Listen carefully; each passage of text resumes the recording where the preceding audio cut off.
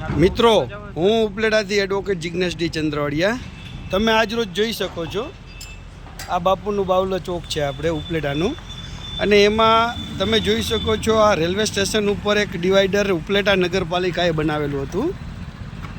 જે ડિવાઈડર હાલમાં આ ડિવાઈડર મને એમ છે આશરે ડબલ પાર્ટ કરેલા હતા. આ જગ્યા ઉપર જે ખર્ચ કરીને સરકારે ખર્ચ કરીને આ જે વસ્તુ બનાવેલી હતી ડિવાઈડર બંને પાર્ટમાં, એ આજ રોજ ઉપલેટા નગરપાલિકા દ્વારા આજ તારીખ 3/9/2025ના રોજ એને તોડી પાડવામાં આવે છે. જોઉં છો ઉપલેટાની પ્રજાના નગરપાલિકા દ્વારા જે પૈસાનું પાણી કરવામાં આવેલ છે, તમે જોઈ શકો છો. જેસીબી ત્યાં તોડવામાં આવે છે અને જેસીબી દ્વારા આખું આનું તોડીને નગરપાલિકા દ્વારા જે આ તોડકામ કરી અને શું સાબિત કરવા માગે છે, ભાજપ સરકારના જે પદાધિકારીઓ છે એ પ્રજાના પૈસાનું પાણી કરી રહ્યા છે.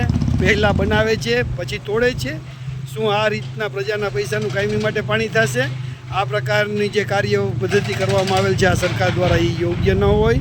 તમે જોઈ શકો છો, જો આ ડિવાઈડરને કટિંગ કરવામાં આવે છે અને બે ડિવાઈડર જો તમારે તોડવું હતું તો શા માટે પહેલાં બનાવવામાં આવેલું હતું.